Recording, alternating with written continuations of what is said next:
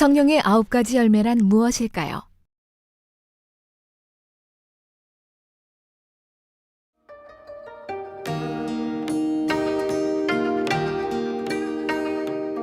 오직 성령의 열매는 사랑과 희락과 화평과 오래 참음과 자비와 양선과 충성과 온유와 절제니 이 같은 것을 금지할 법이 없느니라.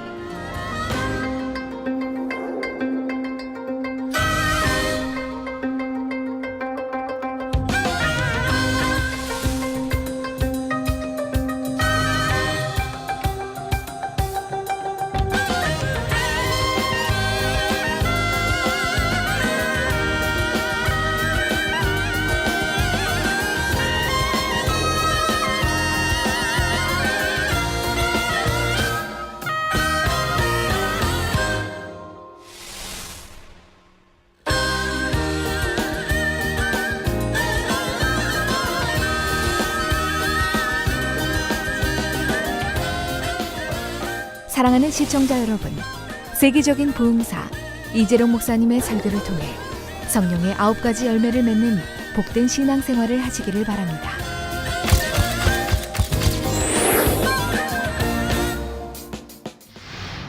은혜 받으실 하나님 말씀은 갈라디아서 5장 22절에서 23절 말씀입니다.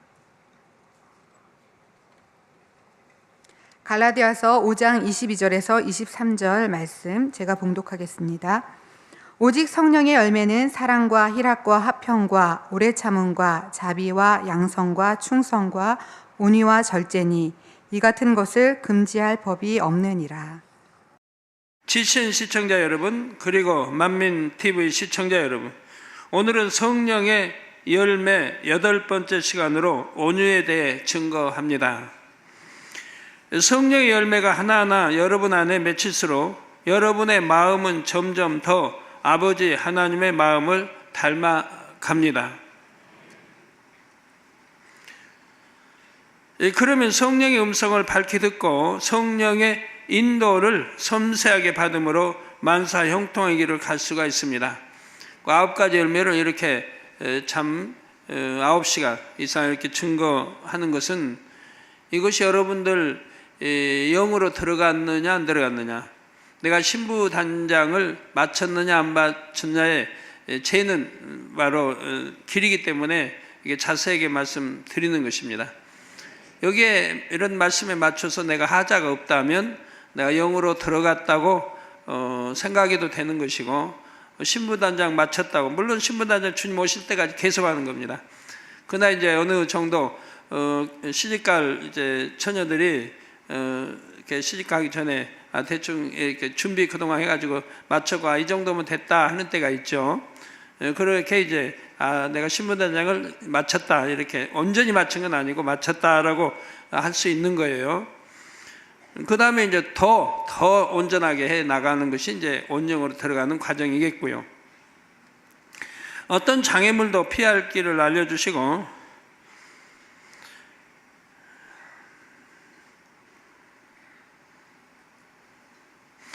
성령의 열매가 하나하나 여러분 안에 맺힐수록 여러분의 마음은 점점 더 아버지 하나님 마음을 닮아가는 것, 우리 주님의 마음을 닮아간다 해도 마찬가지 뜻입니다. 그러면 성령의 음성을 밝히 듣고 성령의 인도를 섬세하게 받음으로 만사 형통의 길을 갈 수가 있습니다. 이렇게 열매들이 맺혀졌으면 성령의 음성을 내가 밝히 들을 수 있다, 듣는다고 볼 수가 있어요. 내게 육이 없고 육신의 생각이 없을 때는 내가 성령의 음성을 밝히 듣는다고 볼 수가 있습니다.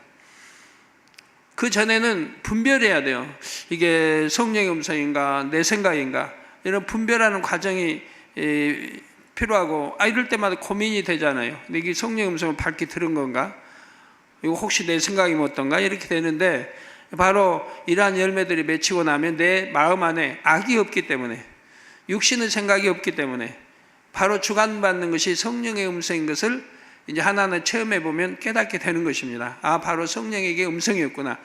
이게 이제 습관적으로 되어지면 그때는 내가 성령의 음성을 온전히 듣고 나아가고 있다 하는 것을 알 수 있게 되죠. 일일이 분별하고 고민하고 생각하고 할 필요가 없어요. 어떤 장애물도 피할 길을 알려주시고 어려움을 만날 때도 해결할 방법을 알려주시지요. 여러분은 지금 이처럼 축복의 문을 열 수 있는 열쇠와 같은 말씀을 듣고 있는 것입니다. 여러분이 볼 때 어떤 분은 참 온유하다, 악이 없고 보면 참 온유하다 하고 해도 어떤 때는 온영으로 못 들어간 게 영으로 못 들어간 경우도 있고 온영으로 못 들어간 경우도 있어요. 왜 그러냐? 뭐 온유만 가지고 뭐 성령의 영으로 들어갔다 할 수가 없기 때문에 그래요. 여러 가지 복합적인 것이 다 완성이 돼야지 하나의 온유하다 해서 꼭 뭐 영으로 들어갔다 그런 게 아니기 때문에 이렇게 복합적으로 다 해서 내가 온전해져야 하는 거예요.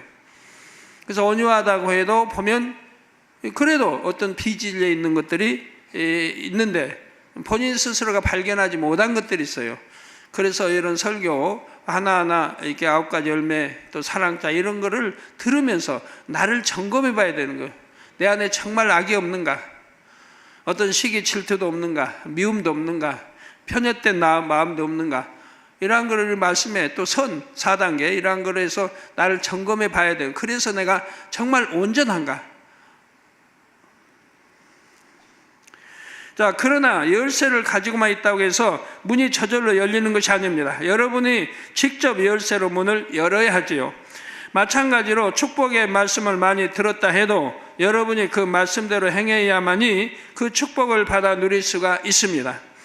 야고보서 1장 25절에 보면 자유하게 하는 온전한 율법을 들여다보고 있는 자는 듣고 잊어버리는 자가 아니요 실행하는 자니 이 사람이 그 행하는 일의 복을 받으리라 했습니다.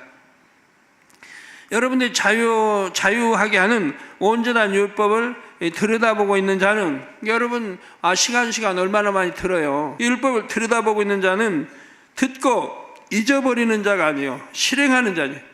듣고 내가 잊어버렸다 하면 100번 1000번을 들어도 소용없는 거고요. 100번 1000번을 예배 드려도 소용이 없잖아요. 시간만 낭비하지. 그런다고 그런다고 그나마 안 드리면 된다는 뜻은 아니에요. 그러나 잊어버리는 자가 아니요 실행하는 자니. 그 말씀을 내가 명심하고 또 묵상하고 해서 그 말씀대로 내가 살아간다 이 말입니다. 실행하는 자니 이 사람이 그 행하는 일의 복을 받으리라.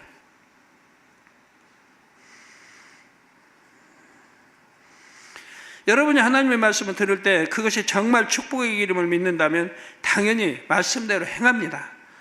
말씀을 듣고 자신을 발견했으면서도 그것을 명심하지 못하고 변화되지 못한다면 아무리 축복의 약속을 주셔도 소용이 없지요. 사랑하는 성도님들은 과연 성령의 열매가 어떤 것인지 모든 말씀을 마음에 잘 새기시기를 바랍니다. 그래서 이 열매들을 마음에 맺어 하나님께서 원하시는 참 자녀들로 속히 나오시기를 주님의 이름으로 축원합니다. 사랑하는 성도 여러분, 사전에는 온유가 성격이 온화하고 부드러움이라고 나옵니다. 온화하고 부드러운 사람을 온유라고 하지요. 그런데 영적인 온유, 성경이 말하는 영적인 온유함은 단순히 부드럽고 온화한 것이 아닙니다. 어떤 사람은 다른 사람들이 말할 때 성격이 그냥 굉장히 까다롭고 또는 아니 성격이 불같고 칼날같이 지져가고 막 이런 말 듣는 분들이 있어요. 오늘 이 시간에 많이 은혜가 되시기 바라요. 다른 사람 볼 때도 그래도 온유할 때는 온유하고 칼날 같을 때도 있어야 되겠지만 그런 때 우리 주님처럼 이 독사의 자식들아 해야 할 경우에 하는 거고 아무나 그런 데 아니죠. 그리고 부드럽고 온유함이 항상 몸에 배어 있어야 할 것입니다. 아니라면 오늘 말씀 듣고 또 깨어지는 시간이 되고 정말 변화받는 시간이 되시기 바라요. 그래야 더 깊이 영의 세계로 들어갈 수가 있는 것이겠고요. 성격적으로 소심하거나 내성적이라서 자기 표현을 잘하지 못하는 사람도 온유한 것처럼 보일 수가 있습니다. 세상 물정을 모르고 순진한 사람 혹은 바보스러워서 혈기를 내지 않는 사람을 보고도 세상 사람들은 온유하다고 말을 하지요. 그러나 영적인 온유는 이런 것이 아닙니다. 지혜가 있고 옳고 그름을 분별할 수 있지만 악한 감정이 없으므로 모두를 이해하고 품어줄 수 있는 부드러운 마음이지요. 이게 세상에서 말하는 온유가 아닌 지혜도 있어요. 옳고 그름도 분별해요. 바보도 아니에요. 그런데 악한 감정이 없어요. 그러므로 모두를 이해하려고 그래요. 어떤 분들 대화하다 보면 그래요. 난 다 이해는 하는데, 그런데 하여튼 내 생각이 맞으면 이해 안 되는데 넘어간다는 거예요. 그런 온유를 말하는 게 아니에요. 그냥 순수히 상대 마음에서 이해해 주는 거예요. 그 사람 편에서 이해해 주는 거예요. 이렇게 말하면 또 이해가 잘 안 되실 분이 있겠습니다만, 예전에 다 풀어드렸어요. 어떻게 상대의 마음에 대해서 이해를 하는지. 내 마음으로 아니고 상대의 마음에 대해서 이해해줘요. 그러니까 나는 이해도 안 되지만 그냥 뭐 질리니까 화평 쫓으려니까 넘어간다. 그런 게 아니라 이 말이에요.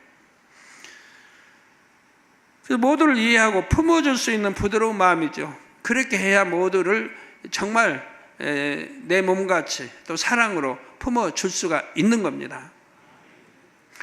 곧 온화하고 부드러운 성품에 덕이 겸해져 있는 것이 영적인 온유입니다. 덕이 겸해져 있는 것.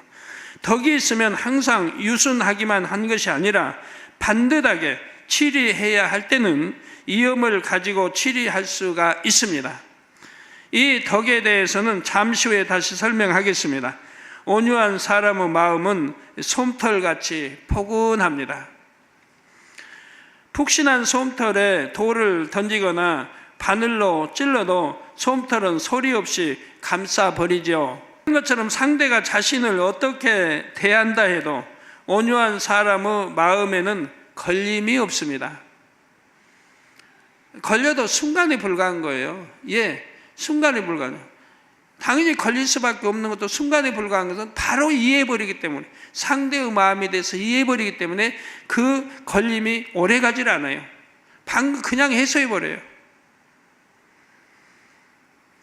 곧 상대로 인해 혈기를 내거나 서운해하거나 불편해하지 않고, 혈기를 내지 않고 서운해하지도 않고 불편해하지도 않고 상대의 마음을 불편하게 만들지도 않지요.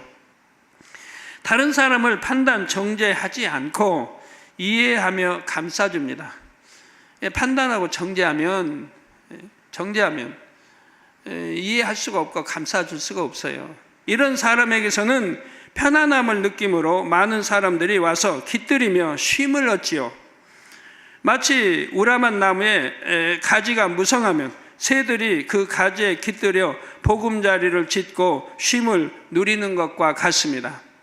하나님 앞에서 그 온유함을 인정받은 대표적인 사람이 바로 모세입니다. 민수기 12장 3절을 보면 이 사람 모세는 온유함이 지면의 모든 사람보다 승하더라 했죠. 그 당시를 말이에요. 지면의 모든 사람보다 승했다 이 말입니다. 온유함이 1등이죠. 최고죠. 모세가 출애굽시킨 이스라엘 백성은 장정의 수만 해도 60만입니다. 계수한 장정의 수만 해도 60만이에요. 근데 여자와 아이들, 노인들을 포함하면 백성의 수가 좋게 200만이 넘을 것입니다. 이렇게 많은 사람들을 인도하는 것 자체가 보통 사람으로는 감당하기 힘든 일이죠. 더구나 모세가 책임지는 백성들은 애굽에서 노예 생활을 하면서 마음이 많이 강팍해진 상황입니다.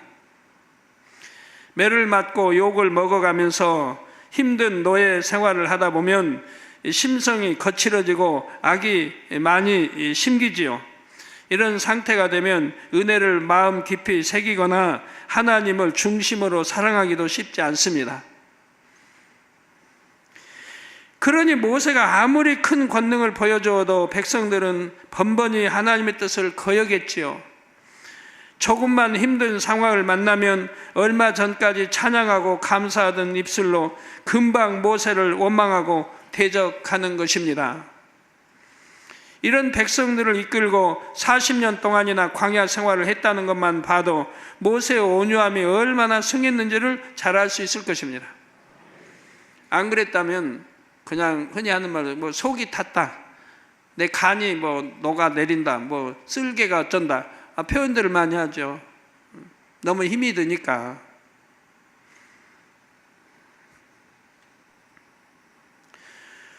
세상에서 겨우 몇백 명의 직원들을 이끌고 하나의 회사를 운영하는 것도 쉬운 일이 아닙니다.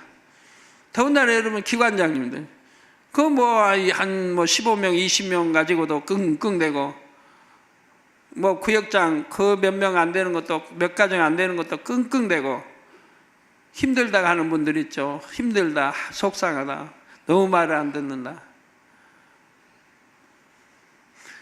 그러면 기관장보다 또 회장은, 또 연합회장은, 총연합회장은, 또 전체 총연합회장은 얼마나 힘이 들겠습니까? 구역장보다 조장은, 지역장은, 교구장은, 대교구장은, 대대교구장은 얼마나 힘이 들겠습니까? 그릇이 클수록 이제 그만큼 위치에 오를수록 그릇이 그만 크니까 그만큼 포용해 가는 거예요. 그렇지 않으면 늘 힘들다는 소리만 해야 돼요. 너무 힘들어. 너무 힘들어, 못 살겠다. 이런 말 쓰면 안 되지만 그렇게 되면 안 되죠. 세상에는 그런 말들, 너무 힘들어, 못해, 그냥 그런 말 쓰는 사람도 있어요. 우리가 교회 안에서 하나님 앞에서 그런 말 쓰면 이건 절대로 안 되는 언어들입니다. 긍정적인 표현하고 좋은 표현해야지, 그런 표현을 하면 안 돼요. 근데 세상 사람들은 그렇게 말한다 이 말이에요. 아무리 힘들어도 아버지 일입니다. 기쁨과 감사함으로 해야죠. 영혼 하나하나 변화시키고 영혼 하나하나 살리는 일인데, 아버지의 나라를 이루고 먹으나 입으나 마시나 아버지 영광을 돌리는 일들인데, 기쁨과 감사함으로 사명을 감당해야 하는 거죠. 투표를 통해 다수결로 한 단체의 머리가 된다 해서 그 단체를 쉽게 이끌어갈 수 있는 것도 아니지요. 많은 사람을 하나로 모아서 이끌어가려면 반드시 영적인 온유로 사람의 마음을 살 수 있어야 합니다. 물론 세상에서 큰 권세를 가진 사람이나 부유하여 구제를 많이 하는 사람이 있으면 수많은 무리들이 붙잡는 것처럼 보입니다. 그러나 진정으로 덕이 있는지는 그 권세와 부를 잃어버린 후에 알 수가 있죠. 권세와 부를 잃어버리면 대부분이 떠나는 것을 볼 수가 있죠. 덕 있는 사람은 부경화를 잃어버린 후에도 여전히 많은 사람들이 그 곁에 모여듭니다. 부와 권세로 어떤 유익을 얻기 위해서가 아니라 마음의 쉼을 얻고자 붙잡는 것이지요. 종종 기관장이나 구역장님들 중에는 겨우 10명, 20명 되는 양떼조차 다 품지 못해서 연단받는 경우가 있습니다. 그리고 너무 힘들다고 그러죠. 힘든 게 뭐가 힘들 건데요? 자기가 변화되면 힘들 거 하나도 없는데, 자기가 변화되면 너무 말 안 들어 속상하네. 자기가 속상하는 거 마음 빼내버리면 속상할 거 없는데, 어떤 분은 그냥 정말 때려주고 싶대요. 그런 악한 마음이 내게 없으면 때려주고 싶은 마음이 이만큼 나들 텐데, 사랑스러울 텐데. 자기가 자기와의 싸움이에요. 상대를 보고 자기와의 싸움. 내 안에 악들이 있음으로 힘이 드는 거예요. 악들을 버려버리면 힘들 게 없다 이 말입니다.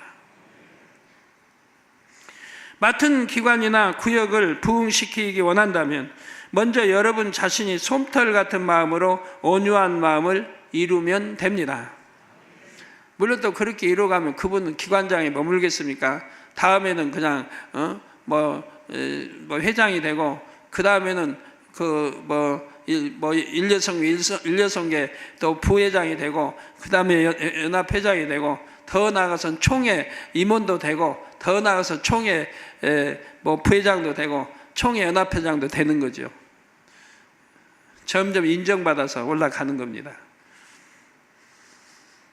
그러지 않고 당회장님, 나 내년에는 일하고 싶은데요, 좀 크게 하고 싶은데 나 좀 머리급에 좀 당선되게 해주세요. 기도받는 분들 보면 본인이 인정받게 사랑받게 하면 하나님이 어련히 역사하실 건데, 본인이 인정받지를 못하면 아무리 기도해줘도 아니 되는 거 아니겠어요? 예, 사랑과 덕과 온유함, 선 이런 걸 겸비한다고 하면 어찌 인정을 못 받겠습니까? 그리고 충성하면요, 충성해 나가면, 그러면 영혼들이 여러분 안에 깃들여 평안과 행복을 누림으로 부흥도 쉽게 이루어지는 것이지요. 주의 종이라면 더욱 온유하여 많은 영혼들을 품을 수 있어야 하고요. 마태복음 5장 5절에 보면 온유한 자는 복이 있나니 저희가 땅을 기업으로 받을 것이며 하셨습니다. 여기서 땅을 기업으로 받는다는 말은 이 유구 세상에서 땅을 받는다는 것이 아닙니다. 이 육의 땅 아무리 많이 받으면 뭐 합니까? 천국 가면 다 버리고 가야 되는데, 마음의 영적인 온유함을 이룬 만큼 천국에서 넓은 땅을 받는다는 뜻입니다. 넓은 땅을 받는다. 이 땅에서 자기 안에 깃들였던 모든 영혼들을 다 초청하여 즐길 수 있을 만큼 큰 초소를 상급으로 받는다는 말이죠. 이 땅에는 뭐 회갑이든 뭐 해서 초청한다 해도 집이 좁으면 그냥 영 불편하지 않아요. 근데 천국 가서도 그 끝도 없는 넓은 땅에 좁은 땅 얻어가지고 초청해서 잔치 베풀려고 하면 그렇잖아요. 그래서 이렇게 온유한 사람은 땅을 기업으로 받는다. 많은 사람이 깃들여서 많은 사람을 품었으니까 많은 사람이 은혜를 줬고 많은 사람이 생명을 줬고 많은 사람이 더 좋은 천국에 갈 수 있도록 이끌었으니 어찌 상이 적겠습니까? 큰 땅을 기업으로 받으니 천국 가서도 그 많은 사람을 초청해서 잔치도 할 수 있고 그렇게 하나님이 역사해 주신다 이 말입니다. 바로 큰 처소를, 또 땅이 크면 뭐 처소도 커올 것이고 큰 처소를 상급으로 받는다는 말이죠. 그렇게 큰 처소를 얻었다면 그만큼 천국에서도 영화로운 지위에 있다는 말이고요. 이 세상에서 아무리 넓은 땅을 소유했다 해도 그것을 천국에 가지고 갈 수는 없습니다. 그러나 온유한 마음을 이루어서 받는 천국의 땅은 세세토록 사라지지 않는 자신의 기업입니다. 그 기업 안에서 주님과 함께 사랑하는 사람들과 함께 영원히 행복한 시간을 보낼 수가 있지요.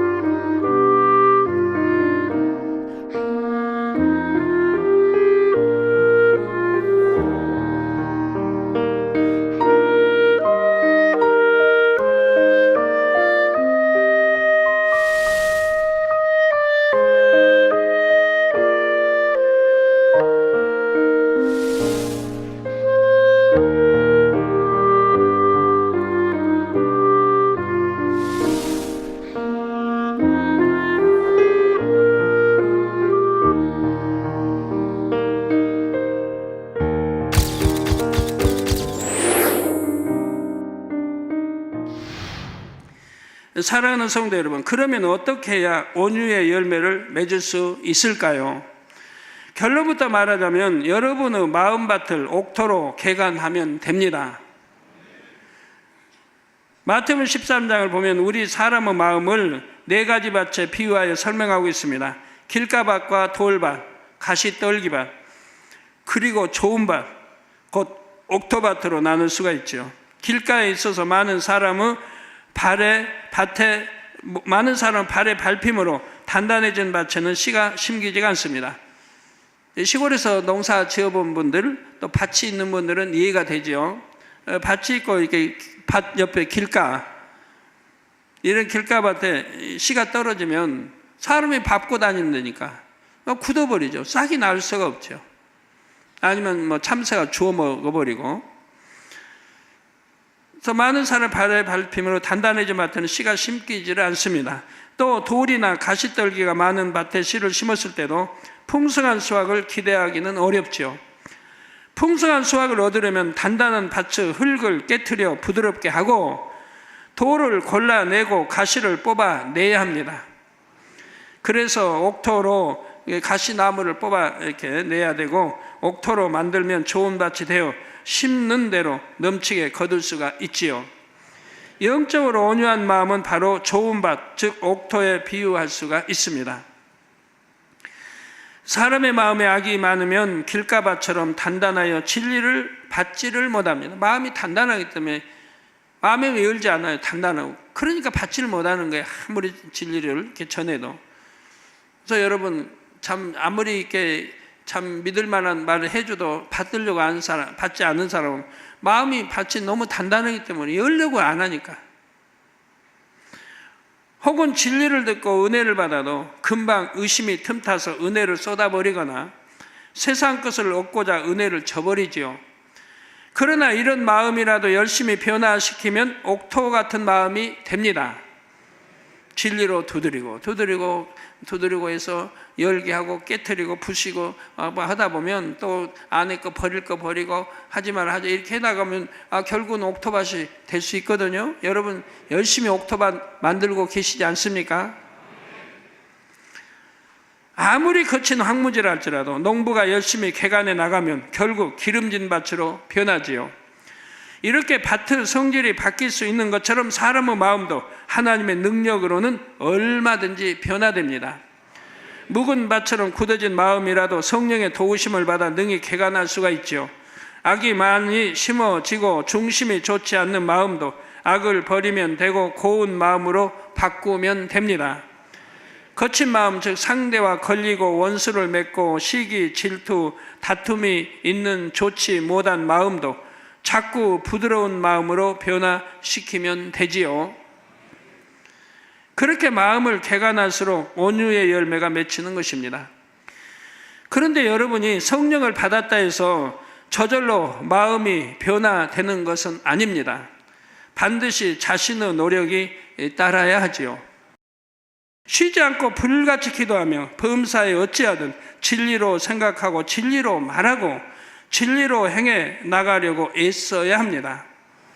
몇 주, 몇 달 하다가 포기하는 것이 아니라 끝까지 굳은 의지로 마음을 지켜야 하지요. 그 명심해서 하나하나 명심해서 고쳐나가고 버릴 거 버리고 행해 나가면 그렇게 해서 한 1년간 신앙생활 해봐요. 엄청 다르게 변화되어 있는 모습을 볼 수 있을 테니까요. 1년 전과 비교하면 야 내가 엄청 변화됐다. 엄청 옛날과는 다르고 입술의 말 한마디도 이제는 얼마나 거룩하고 진리를 쫓아 내가 선한 말을 하는가를 알 수 있게 돼요. 그러면 말만 그렇게 하겠습니까? 내 마음이 변했으니 생각도 변하죠. 이런 의지와 노력이 있을 때 하나님께서도 그것을 보시고 은혜와 능력을 주시며 성령님도 도와주시는 것입니다. 성도 여러분, 마음을 옥토로 개간하는 만큼 당연히 다른 성령의 열매들도 맺힙니다. 그러나 특별히 온유는 마음밭을 개간하는 것과 더 밀접한 관련이 있습니다. 혈기, 미움, 시기, 욕심, 다툼, 들램, 자기의 이런 것들을 뽑지 않으면 온유해질 수가 없고 뭇 영혼들이 그 마음에 깃들일 수가 없지요. 그래서 온유는 다른 성령의 열매들보다도 더욱 성결과 직접적인 관계가 있는 것입니다. 영적인 온유함을 이루었다면 심는 대로 열매를 거두는 옥토밭처럼 여러분이 구하는 것마다 속히 응답을 받습니다. 또 성령의 음성도 밝게 들을 수 있어서 범사를 형통하게 인도받지요. 이런 하나하나 맺혀가면 다른 열매들도 쉽게 맺혀갈 수가 있는 것이고요. 혹시 여러분 중에 나는 혈기도 잘 내지 않고 남들보다 온유한 것 같은데도 기도의 응답을 잘 받지 못한다거나 성령의 음성을 밝게 듣지 못한다는 분이 있으십니까? 그렇다면 그 온유가 육적인 온유가 아니었는지 돌아보아야 합니다. 또한 다른 성령의 열매들을 통해서도 온유의 열매를 점검해 볼 수가 있습니다. 사랑하는 성도 여러분, 온유함은 부드럽고 유순한 것만이 아니라 덕이 겸해져야 한다 했습니다. 내면에 온유한 성품이 있다 해도 외면에 덕스러움이 갖춰져야 영적인 온유를 온전히 이뤘다고 할 수가 있습니다. 마치 훌륭한 인격을 가진 사람이 그에 어울리는 옷을 입는 것과 같지요. 인격이 훌륭한 사람이라 해도 그가 벌거벗고 돌아다닌다면 부끄러움을 당하는 것처럼 덕이 없는 온유는 그 가치를 다하지를 못합니다. 그러면 온유함에 덕이 겸해져 있을 때는 어떤 모습으로 드러나는지 몇 가지만 예를 들어보지요. 먼저 덕은 반듯하고 위엄 있으며 절도 있고 행함으로 나타납니다. 반듯하고 위엄이 있고 절도 있는 행함으로 나타난다. 덕은 반듯하고, 여러분이 이제 말씀을 비우면 내가 지금 반듯하게 행동하는가, 반듯하게 말을 하는가. 그리고 위엄이 있다. 위엄이 있고 절도 있고 절도 있는 행함으로 나타난다. 분별 없이 순하기만 하고 우유부단한 사람은 다른 사람들을 포용할 수가 없습니다. 오히려 무시당하고 이용당하기 쉽지요. 역사적으로도 어떤 왕은 성품 자체는 유순하나 덕이 없으니 정치 기강을 잡지 못해 나라가 안정되지 않았습니다. 그럼 왕은 후세 사람들이 평가할 때도 온유하다 하는 것이 아니라 무능하고 우유부단했다고 평가하게 되죠. 반면 어떤 왕은 성품이 인자하여 따뜻하고 부드러울 뿐 아니라 위엄 있고 지혜롭게 통치합니다. 그 통치하에서는 나라의 질서와 기강이 잘 잡히고 백성들도 평안하게 살 수가 있지요. 이처럼 덕과 온유를 겸비한 사람은 그 내면에 공명정대한 기준을 갖고 있기에 옳고 그름을 정확히 분별하여 의를 행합니다. 누가 이런다고 거기 쏠리고 누가 저런다고 쏠리는 게 아니에요. 예수님께서도 성전을 정화하실 때나 바리새인들과 율법사들의 외식을 책망하실 때는 단호하게 강한 모습을 보여주셨지요.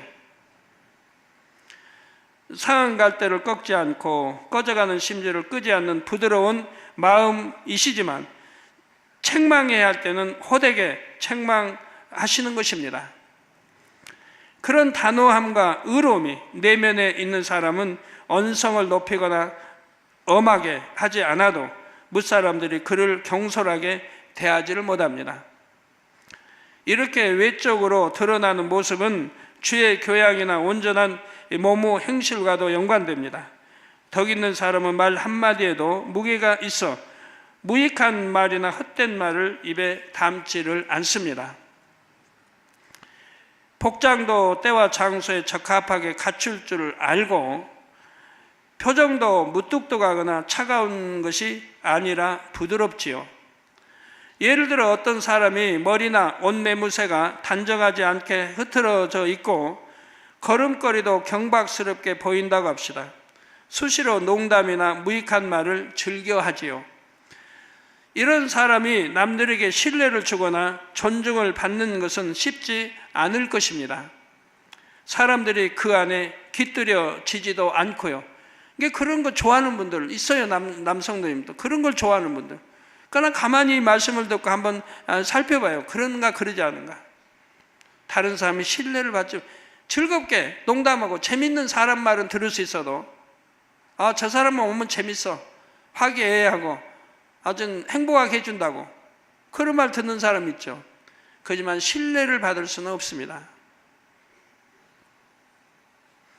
존중받을 수도 없는 것이고, 입술의 말이 경박하고 행동이 경박했기 때문에 신뢰할 수가 없는 거예요. 그러니 사람들이 그 안에 깃들겠습니까?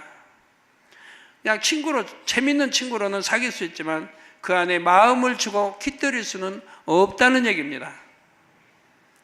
만약 예수님께서 수시로 농담을 하는 분이셨다면 제자들도 맞받아 치려고 했을 수도 있습니다. 예수님께서 어려운 말씀을 하실 때 제자들도 곧바로 반박하여 변론하거나 자기 주장을 고집할 수도 있지요. 그러나 제자들은 감히 그러지를 못했습니다.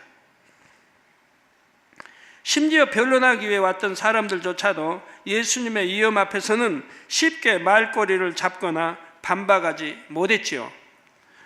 예수님의 언행에는 항상 무게가 있었고 범접할 수 없는 위험이 있었던 것입니다. 물론 몇 사람의 입장에서 분위기를 편하게 하려고 아랫 사람에게 우스갯소리를 할 수는 있습니다. 이럴 때 아랫 사람이 똑같이 농담으로 받아치고 계속 무례하게 대한다면 이는 아랫 사람이 사리 분별이 부족한 것이지요. 윗사람의 마음을 헤아리지 못한 것이죠.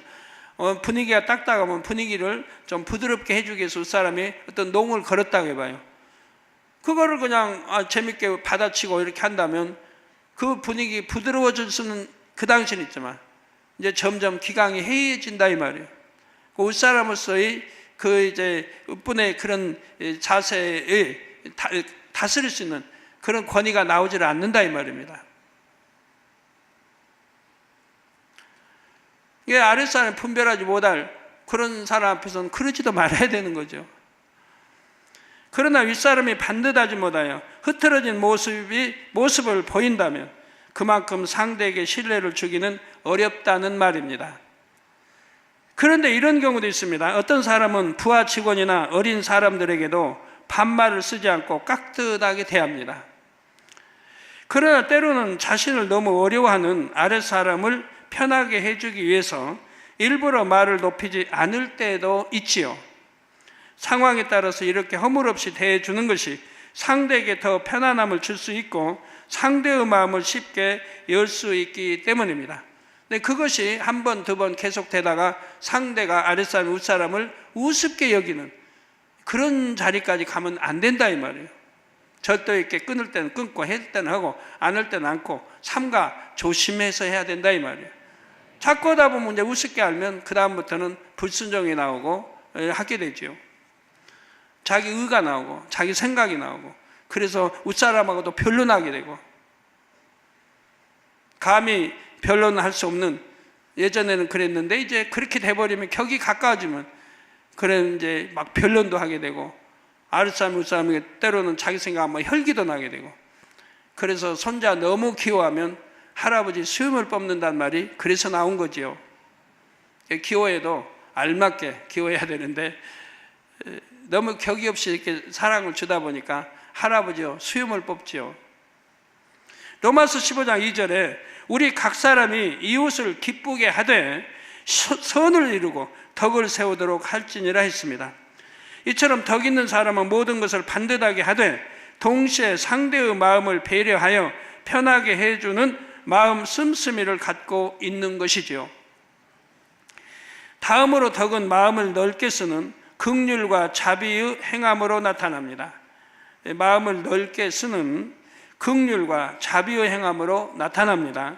물질적으로 어려운 사람을 구제할 뿐 아니라 영적으로 공고한 사람, 연약한 사람을 돌아보아 위로하고 은혜를 입혀주지요. 그런데 자기 안에 온유함이 있다 해도 그 온유함이 마음 안에만 머물러 있다면 그 자체로는 그리스도의 향기를 발하기 어렵습니다. 가령 핍박 중에 힘들게 신앙생활을 하는 성도가 있을 때 주변의 일꾼들이 그 사정을 알게 되면 안타까워하고 그를 위해 기도도 해줍니다. 그런데 어떤 사람은 그 안타까움이 그 마음에만 머물러 있습니다. 반면에 어떤 사람은 기회가 될 때마다 따뜻하게 위로와 격려의 말을 건네주고 상황을 살펴서 구제도 해줍니다. 믿음으로 잘 승리할 수 있도록 힘을 주는 것입니다. 이렇게 상대를 배려하는 마음만 있는 것과 겉으로 드러난 행함이 따르는 것은 상대의 입장에서 느낄 때 큰 차이가 있지요. 온유한 마음이 덕 있는 모습으로 드러나야 상대에게 은혜와 생명이 되는 것입니다. 그래서 팔복의 말씀에 온유한 자는 땅을 기업으로 받는다 하신 말씀은 덕으로 인해 나타나는 충성과 밀접한 관련이 있습니다. 땅을 받는다는 것은 상급과 관련된 말씀입니다. 보통 상급을 받는 것은 주로 충성과 연결되지요. 교회에서 공로패, 감사패, 전도상 등을 받을 때도 주로 충성의 결과로 받습니다. 이런 것처럼 온유한 사람이 받는 축복도 마음이 온유한 것만 가지고 받는 상이 아닙니다. 그 온유한 마음이 덕스럽게 표현될 때 결과적으로 충성의 열매도 맺음으로 그 결과로 상을 받는 것이지요. 곧 여러분이 많은 영혼들을 덕스럽게 품어서 힘과 위로를 주고 생명을 심어줄 때 이를 통해 받는 상급이 바로 기업으로 받는 천국의 땅이라는 말입니다. 사랑하는 성도 여러분, 덕은 온유함을 빛나게 하는 옷과 같은 것이지만 율법적이거나 외식하는 모습과는 전혀 다릅니다. 자기 안에 성결이 이루어지지 않고 겉으로만 반듯하게 행한다 해서 덕이 있다 할 수는 없지요. 마음을 온전히 이루기보다 겉으로 바르게 행하는데 치우치다 보면 오히려 자기 발견을 멈추게 되고 스스로 많이 이룬 줄로 착각하기가 쉽습니다.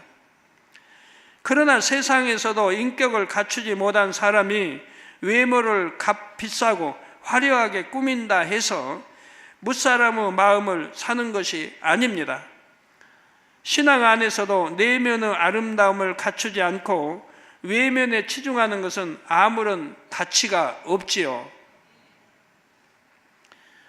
예를 들어 어떤 사람은 자신이 반듯하게 행동함으로 그렇지 못한 사람을 판단하고 무시합니다. 이렇게 하는 것이 옳고 마땅한 일인데 왜 저들은 이렇게 하지 않는가 하면서 자신의 기준에 맞추기를 강요하기도 하지요. 부드럽고 좋은 말로 포장해서 권면하기는 하지만 속으로는 상대를 판단하며 자기의 틀과 악한 감정 가운데 말하는 것입니다. 이런 사람에게는 영혼들이 깃들이는 것이 아니라 오히려 상처받고 주눅이 들기 때문에 가까이 하지 않으려고 합니다. 또 어떤 사람은 자기적인 의와 악함 속에서 혈기와 짜증을 내면서 이것은 의분이라 하거나 상대를 위해서라 합니다. 그러나 덕 있는 사람은 어떤 상황에서도 마음의 평정을 잃지를 않습니다. 정녕 성령의 열매를 온전히 맺고 싶다면 적당히 겉모습만 포장해서 마음의 악을 가리고자 해서는 안 됩니다. 범사에 자신을 점검하고 또 점검하여 항상 선한 쪽을 택할 수 있어야 하고 마음의 할례함으로 또 겉모습도 그에 이제 합당하게 이렇게 바뀌어야 하는 것이지 마음은 악하고 겉모습만 화려해도 소용이 없다는 얘기입니다. 그건 세상 사람들이 자기 보이기 위해서 나는 이렇게 부자다, 나는 이만큼 잘 산다 보이기 위해서 하는 거죠. 결론을 말씀드립니다. 사랑하는 성도 여러분, 어떤 사람들은 뭔가 마음대로 되지 않을 때 타고난 성격이 이래서 어쩔 수가 없다 하고 핑계를 대는 경우가 있습니다. 그러나 하나님을 믿는 사람은 이런 말을 해서는 안 됩니다. 성령의 역사를 통해서는 성격도 중심도 얼마든지 바꿀 수가 있지요. 성령의 도우심으로 바꿀 수가 있습니다. 그래서 밭에 마음의 개간도 성경에 기록이 있는 거지, 바꿀 수 없다면 기록해 놔야 할 이유가 하나도 없죠. 악은 모양이로 버리라고 기록할 필요도 없고, 우리 하나님 온전하시 너희도 온전하라, 완전하니 너희도 완전하라, 주님과 거룩한 성품 꺾지도 않으시고 그러면서 그런 말을 기록해야 할 필요가 없는 거 아니에요. 혈기 많고 들레는 성품도 또 자기 중심적이고 의가 강한 성품도 악을 버리고 마음을 개간하면 온유하고 덕스러운 성품으로 바꿀 수가 있습니다. 내성적이고 소심한 마음도 담대하고 넉넉하게 바꾸어 많은 사람을 그 안에 품을 수가 있고요. 사랑하는 성도님들은 부지런히 마음을 개간하여 탐스러운 온유의 열매를 맺으시기를 바랍니다. 그래서 모세와 같이 큰 그릇이 되고 아버지 하나님께 사랑과 인정을 받는 여러분이 다 되시기를 주님의 이름으로 축원합니다. 말씀 참고하시면서 통성으로 다 기도하시겠습니다. 할렐루야. 주님, 은혜와 사랑에 감사를 드립니다. 오늘 또 들은 말씀이 믿음이 되고 생명이 되게 축복해 주시기를 원합니다. 아버지, 8번째 열매 온유에 대해서 증거했습니다. 부드럽고 유순함에 덕이 더해진 것을 영적인 온유라 설명을 했습니다. 아버지, 덕이 무엇인지 또 설명을 했습니다. 잘 분별하고 양식 삼게 도와주시고 참으로 온유한 하나님의 아들, 딸들이 되어서 하나님이 주시고자 하는 많은 축복들을 받아 누리게 해주시기 원합니다. 이런 열매 하나하나가 맺힘으로 아버지 더 속히 영으로 온 영으로 들어갈 수가 있고 신부단장 맞춰서 새해 삶에 들어갈 수 있는 그릇들이 되어집니다.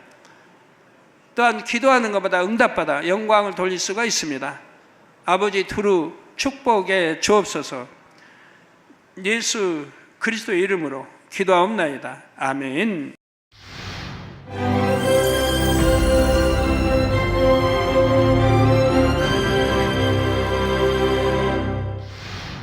할렐루야. 전능하신 사랑의 아버지 하나님, 이 시간 기도받는 모든 성도님들 위해 안수하여 주옵소서.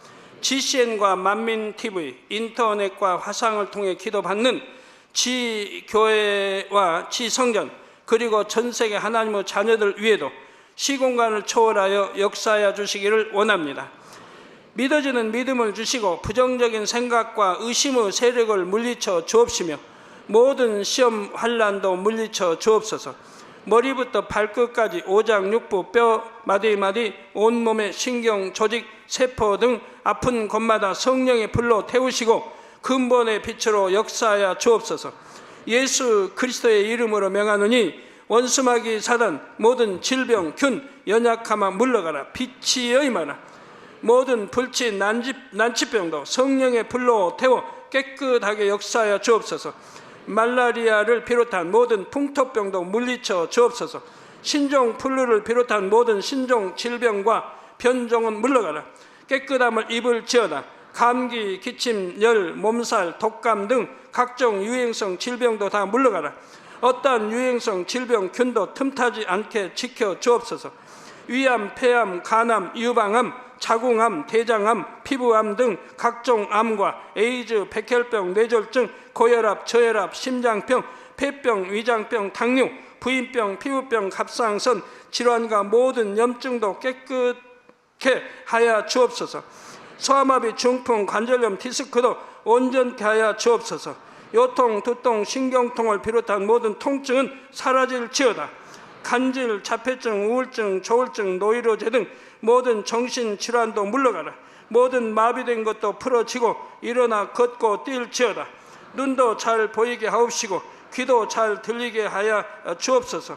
소경은 눈을 뜨고 기머거리는 들으며 벙어리는 말할지어다. 각종 사고, 후유증도 깨끗게 하시고 부러진 뼈도 붙여 주옵소서. 화상 입은 것도 온전케 하옵소서. 화기야 물러가라. 열도 물러가라. 아버지 흉터도 나지 않게 역사해 주시기를 원합니다. 마약을 비롯하여 각종 약물과 독극물 중독도 깨끗함을 입을지어다. 죽은 신경과 세포가 살아나며 죽은 자도 살아나게 하여 주옵소서. 잉태의 축복도 주시기를 원합니다. 잉태 축복을 받으라. 예수 그리스도의 이름으로 명하노니 원수마귀 사단아 하늘 공중 곳에 잡은 악의 영들아 물러가라. 그의 사자들도 물러갈지니라. 이 땅의 악한 영, 더러운 영, 거짓되고 간사한 영, 이간질하고 미혹하는 모든 어둠들은 물러가라. 모든 흉악의 결박을 풀고 어둠아 물러가라. 빛이 임하라. 아버지 하나님, 부르짖어 기도할 수 있는 능력을 주시고 죄를 버리고 성결될 수 있는 능력을 주옵소서. 영혼이 잘됨같이 범사에 잘되게 하시고 가정의 복음화도 이루어 주시길 원합니다. 한 주간도 모든 사고와 재앙으로부터 지켜주시고 불통이 없는 형통한 삶을 살 수 있도록 축복해 주옵소서. 성령의 불담으로 천군 천사와 주님의 불꽃 같은 눈동자로 모든 하나님의 자녀들과 가정, 일터, 사업들을 지켜주시기를 원합니다. 학생들에게 지와 명철을 더하시고 공부도 할 수 있는 뜨거운 마음과 열정도 더하여 주옵소서. 마음과 생각을 세상에 빼앗기지 않도록 지키시고 하나님을 뜨겁게 사랑하는 학생들로 축복하여 주옵소서.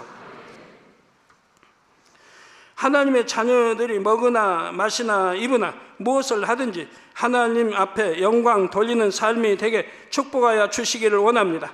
나는 하나님을 만났노라, 체험했노라, 응답 받았노라, 축복 받았노라, 간증하는 입술이 되게 역사하여 주옵소서. 아버지 하나님 감사합니다.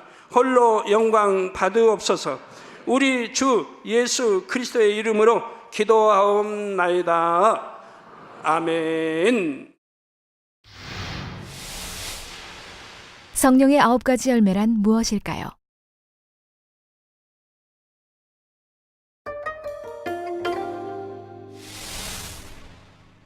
성령의 열매는 성령이 임하면서 심긴 생명의 씨가 자라서 맺히는 열매입니다.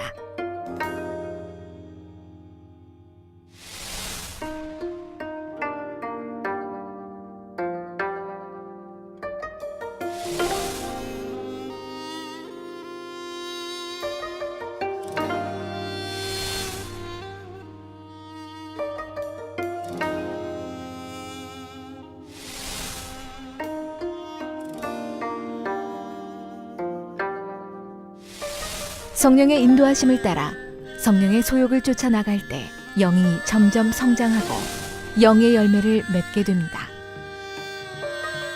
성경이 말하는 영적인 온유함은 단순히 부드럽고 온화한 것이 아닙니다. 지혜가 있고 옳고 그름을 분별할 수 있지만 악한 감정이 없으므로 모두를 이해하고 품어줄 수 있는 부드러운 마음이지요. 곧 온화하고 부드러운 성품에 덕이 겸해져 있는 것이 영적인 온유입니다.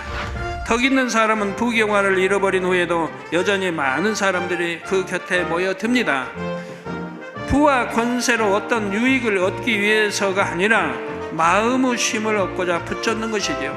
영적인 온유함을 이루었다면 심는 대로 열매를 거두는 옥토바처럼 여러분이 구하는 것마다 속히 응답을 받습니다. 또 성령의 음성도 밝게 들을 수 있어서 범사를 형통하게 인도받지요. 내면에 온유한 성품이 있다 해도 외면에 덕스러움이 갖춰져야 영적인 온유를 온전히 이뤘다고 할 수가 있습니다. 분별 없이 순하기만 하고 우유부단한 사람은 다른 사람들을 포용할 수가 없습니다. 오히려 무시당하고 이용당하기 쉽지요. 덕은 마음을 넓게 쓰는 긍휼과 자비의 행함으로 나타납니다. 물질적으로 어려운 사람을 구제할 뿐 아니라 영적으로 공고한 사람, 연약한 사람을 돌아보아 위로하고 은혜를 입혀주지요.